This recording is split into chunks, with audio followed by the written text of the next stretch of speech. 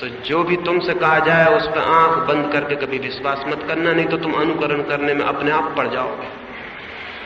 उस पर विचार करना, सोचना, और चाहे दुनिया का बड़े से बड़ा आदमी कहता हो, खुद भगवान उतर के कहता हो कि ये ठीक है, तो भी तुम शक करना और कहना कि मैं सोचूंगा, मैं सोचूं, मुझे ठीक लगे तो मैं स्वीकार करूं, नहीं तो मैं स्वीकार करने को नहीं हूं। जिन कौमों के बच्चों ने विचार किया वहां विज्ञान का जन्म हो गया। जिन कौमों के बच्चों ने विश्वास किया वहां कोई विज्ञान पैदा नहीं हो सका। हमारी कौम के बच्चे विश्वास करते रहे, उन्होंने विचार नहीं किया, इसलिए इस मुल्क में कोई विज्ञान विकसित नहीं हुआ। दूसरी कौमें चांद तारों पर पहुंच गई, हम बैलगाड़ी से आगे नहीं हैं, हम आगे हो भी नहीं सकते। हैरानी है यही कि जिस आदमी ने सबसे पहले बैलगाड़ी बनाई होगी वो भी बड़ा विद्रोही रहा होगा, नहीं तो पैदल ही चलना काफी था। और जिस पहले आदमी ने सबसे पहले 4 पैर की जगह 2 पैर से खड़ा हुआ होगा वो भी बड़ा रेबेलियस रहा होगा, नहीं तो 4 ही पैर से चलना ठीक था। और जो बंदर पहली दफा 4 पैर से छोड़कर 2 पैर से खड़ा हुआ होगा, तुम्हें पता है बाकी बंदरों ने उसकी हत्या कर दी होगी। उन्होंने कहा होगा ये बड़ा विद्रोही मालूम होता है, बड़ा इंकलाबी मालूम होता है, हम सब 4 पैर से चलते हैं, इसको ये सूझी 2 पैर से चलने की। लेकिन वही बंदर जो 2 पैर से चला सारी मनुष्यता के विकास का केंद्र हो गया, प्राथमिक बिंदु हो गया। हमेशा जिन्होंने विद्रोह किया है उन्होंने विकास किया है, लेकिन विद्रोह तब होता है जब विचार हो। जो लोग विश्वास करने के आदी हो जाते हैं उनमें विचार पैदा नहीं होता।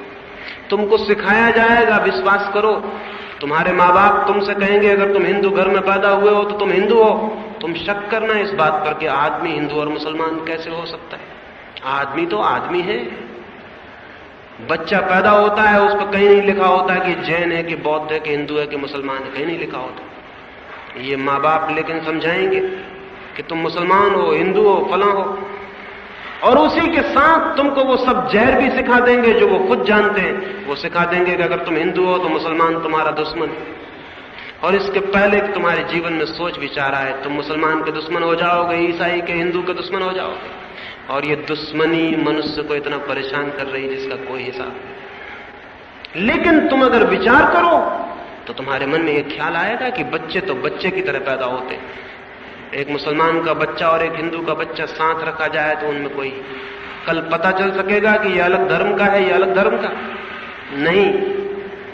कल वो एक दूसरे की हत्या कर सकेंगे नहीं। कल वो मस्जिद में आग लगा सकेंगे, हिंदुस्तान और पाकिस्तान बना सकेंगे नहीं। वो बच्चे इस तरह की बेवकूफियां नहीं करेंगे। लेकिन जिन पीढ़ियों ने ये बेवकूफियां की हैं तो वो पीढ़ियां तुम्हें अपनी नासमझियां भी सिखाने की कोशिश करेंगी, और वो तुमसे कहेंगे विश्वास करो हमारी बात पर। इसलिए अगर तुम्हें कभी अपने जीवन में अपनी आत्मा खोजनी हो तो विश्वास मत करना। संदेह में मर जाना बेहतर है, लेकिन विश्वास में जीना बेहतर नहीं है। क्योंकि जो संदेह करता है, शक करता है, डाउट करता है, उसके भीतर विचार की ताकत जगनी शुरू हो जाती। और जो विश्वास करता है उसके भीतर विचार की ताकत पैदा नहीं होती। जो विश्वास करता है विचार की कोई जरूरत नहीं है, इसलिए तुम विश्वास मत करना। तुम्हें पता है हिंदुस्तान में स्त्रियों को हमने हजारों साल तक समझाया कि तुम्हारा पति मर जाए तो तुम उसके साथ भी चिता में मर जाना। करोड़ों स्त्रियों को हमने आग में भून दिया। उन किसी स्त्री ने भी ये शक न किया कि जब स्त्री मरती है तो पुरुष उसके साथ आग में क्यों नहीं कूद जाते हैं। उन्होंने विश्वास कर लिया कि पुरुष ये जो कहता है ठीक कह रहा है कि पति जब मर जाए तो पत्नी को मर जाना चाहिए, उसके साथ ये उसका कर्तव्य है। लेकिन किसी स्त्री ने भारत में ये शक न किया कि ये पुरुष क्यों नहीं मरते जब उनकी पत्नी मर जाती, ये इनका कर्तव्य और धर्म नहीं है। स्त्रियां मरती रहीं, और स्त्रियां जब विश्वास कर लेती हैं तो बहुत खतरनाक हो जाता है, क्योंकि उनका विश्वास उनके बच्चों में भी वो प्रवेश करवा देती है। आज हिंदुस्तान में करोड़ों विधवाएं हैं, लेकिन स्त्रियां शायद पूरी तरह से अभी भी शक नहीं कर रही हैं कि ये क्या पागलपन है। उनके जीवन को ऐसा नरक बनाने की क्या जरूरत है। हिंदुस्तान में करोड़ों लोगों को हमने शूद्र बना के इतना सताया है जिसका कोई हिसाब नहीं, लेकिन हमारे बच्चों ने कभी नहीं सोचा कि हम आदमियों के साथ ये क्या कर रहे हैं। और हमारे बड़े से बड़े महापुरुष भी ऐसी नासमझी की बातें लिख गए हैं कि हैरानी होती है। वो लिख गए हैं कि अगर कोई शूद्र वेद के वचन पढ़ता हुआ मिल जाए तो उसके कान में शीशा पिघलवा के भरवा देना। और ऐसी घटनाएं घटी हैं कि शूद्रों के कान में उबलता हुआ शीशा भर दिया गया और वो मर गए। और इस मुल्क ने शक न किया कि ये क्या हो रहा है, ये क्या पागलपन है, क्या ना समझिए। शक इसलिए नहीं किया कि बच्चों को शक करना सिखाया ही नहीं गया, डाउट करना सिखाया नहीं गया। कहा गया है स्वीकार करो, विश्वास करो, जो कुछ कहा जाता है विश्वास करो। और माँ बाप तुमसे कहेंगे कि हमारा अनुभव है, हमारी उम्र ज्यादा है, हमने जिंदगी देखी है, इसलिए हमारी बात मानो। लेकिन तुम बहुत सोचना और विचारना, किसी की उम्र ज्यादा होने से उसकी बात सच नहीं हो जाती। सच्चाई तो यह है कि अगर उम्र ज्यादा हो जाए और आदमी समझदार हो तो वो अपने बच्चों से कभी ये ना कहेगा कि हमारी उम्र ज्यादा है इसलिए हमारी बात मानो, बल्कि वो यही कहेगा कि जिंदगी भर में खोजने के बाद हमको यही दिखाई पड़ता है कि हम खुद भी कुछ नहीं जानते, हम खुद अज्ञानी हैं, हमको पता नहीं ईश्वर है या नहीं, हमको पता नहीं मरने के बाद आदमी बचता है या नहीं, हमको पता नहीं कि जिस मंदिर में जिस मूर्ति को हम पूजते हैं वो पाखंड है कि धर्म है, हमें कुछ पता नहीं। वो अपने बच्चों से ये कहेगा। तो यहां तो शिक्षक भी मौजूद हैं, आपकी शिक्षिकाएं मौजूद हैं, उनसे मैं कहूंगा बच्चों को विश्वास मत सिखाना बल्कि विचार सिखाना। अगर एक नई दुनिया पैदा करनी है, अगर एक नए तरह का आदमी पैदा करना है, अगर एक ऐसी दुनिया पैदा करनी है जिसमें अलग अलग जातियां न हो, शूद्र और ब्राह्मण न हो, गोरे और काले का भेद न हो, जिसमें गरीब और अमीर मिट सके, जिसमें पाकिस्तान, हिंदुस्तान और चीन जैसी सीमाएं न हो, जिसमें सारी दुनिया इकट्ठी हो, पूरी मनुष्य जाति, और एक दूसरे के प्रति प्रेम से भरी हो, और सारी मनुष्य जाति इकट्ठी कोशिश कर रही हो जीवन में ज्यादा से ज्यादा आनंद, सौंदर्य और संगीत को विकसित करने के लिए, तो फिर विचार सिखाना होगा, विश्वास नहीं। और खुद तुम जब विचार करोगी, संदेह करोगी, तो तुम्हारे भीतर ताकत पैदा होगी, क्योंकि सब ताकत चैलेंज और चुनौती से पैदा होती। अगर हम अपने पैरों को आराम से घर में बिठाए हुए बैठे रहें तो वर्ष 2 वर्ष में पैर चलने की ताकत खो देंगे, क्योंकि चैलेंज नहीं मिलेगा उनको चलने का, चुनौती नहीं मिलेगी, तो उनकी ताकत सो जाएगी। लेकिन जो आदमी अपने पैरों को दौड़ाएगा, कसरत करेगा, चलेगा, उसके पैर शक्तिशाली से शक्तिशाली होते चले जाएंगे, क्योंकि जब उनको चुनौती मिलेगी तो सोई हुई ताकत जगेगी। अगर तुम अपनी आंखें बंद करके बैठ जाओ तो धीरे धीरे आंखें अंधी हो जाएंगी। इसी तरह जो लोग विचार नहीं करते उनकी विचार की शक्ति खो जाती, फिर वो अंधे की तरह दूसरों के कंधे पे हाथ रखने के चलने के आदी हो जाते, और तब कोई भी शैतान और कोई भी चालाक अपना कंधा तुम्हारे सामने कर देगा और कहेगा चलो, और तुम उसके कंधे पे हाथ रख के चलने लगोगी।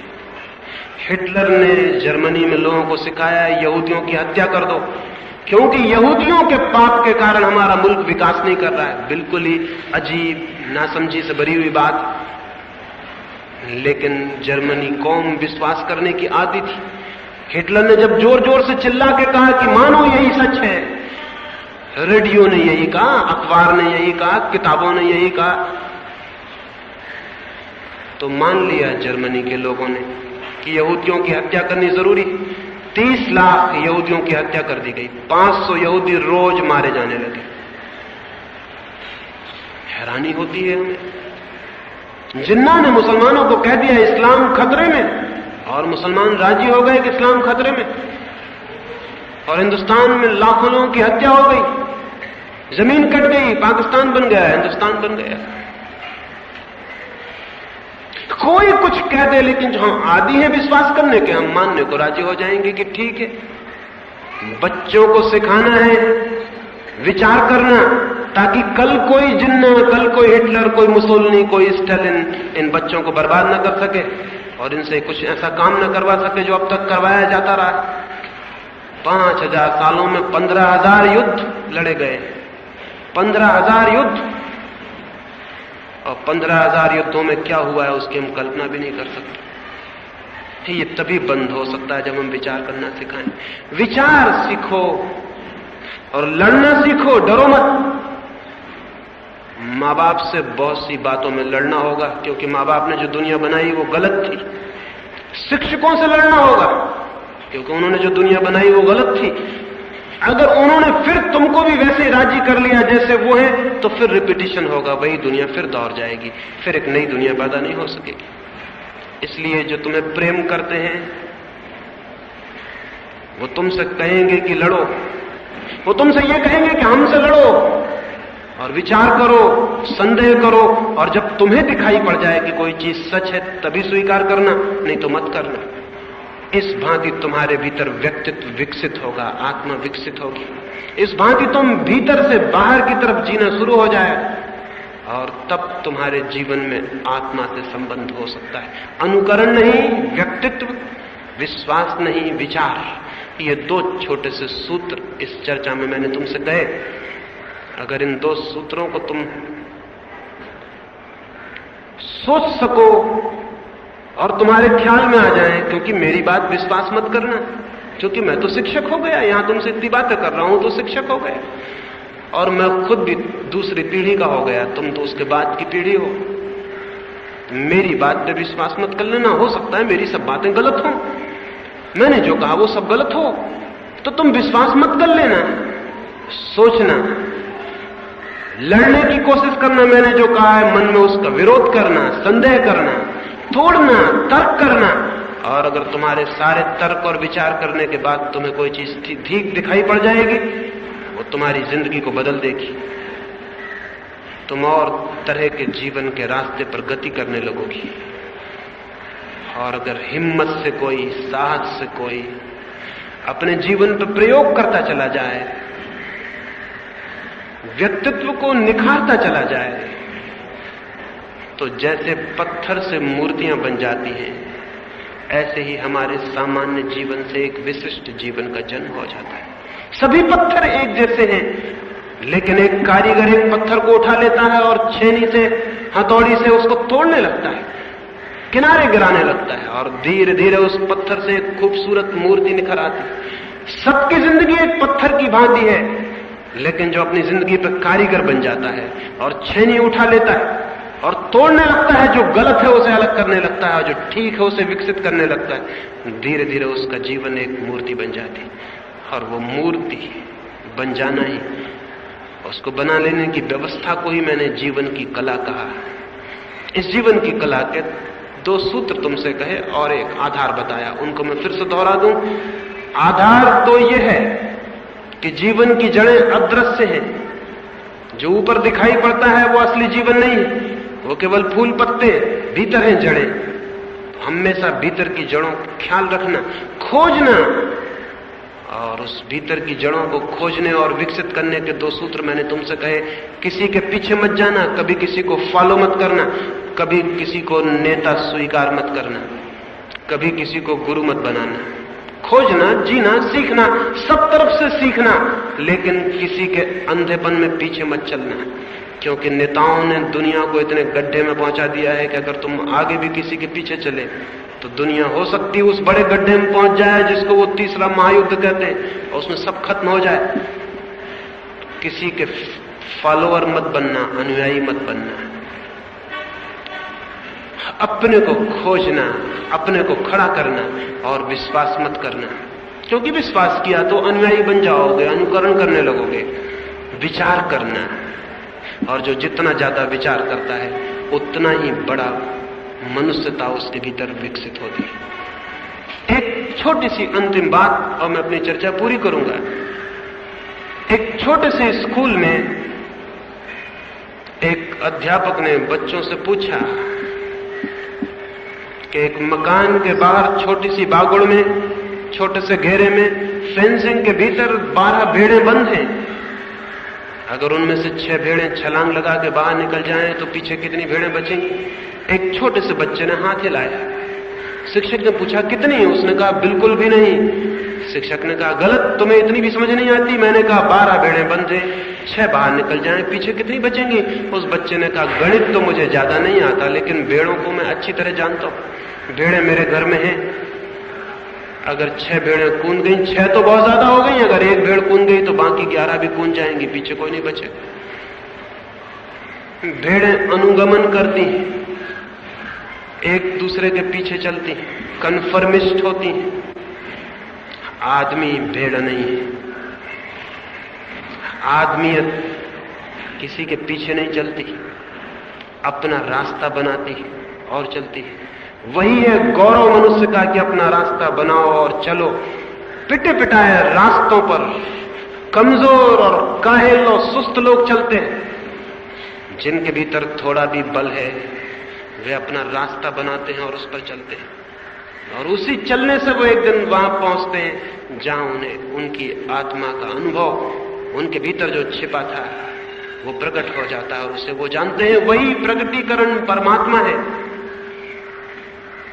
तो तुम भेड़ मत बनना, आदमी बनना। इसके लिए मैंने थोड़ी सी ये बातें कहीं। भेड़ बनना हो बड़ी सरल बात है, कठिन नहीं। आदमी बनना हो बड़ी कठिन, बहुत आर्डुअस, बहुत श्रम साध्य बात है। फिर तुम्हारी मर्जी। भेड़ बनना हो तो तुम बन सकती हो। सारा समाज, सारी शिक्षा यही कोशिश कर रही है कि बन जाओ। सारे पॉलिटिशियन, सारे राजनीतिक, सारे नेता कोशिश कर रहे हैं भेड़ बन जाओ। इसलिए भेड़ बनने में तुम्हें कोई तकलीफ ना होगी। सारा समाज तुम्हें बनाने की कोशिश कर रहा है। लेकिन आदमी अगर तुम्हें बनना है तो तुम्ही को मेहनत करनी पड़ेगी, किसी दूसरे का सहारा नहीं है। कोई तुम्हें दूसरा सहारा देने को नहीं है।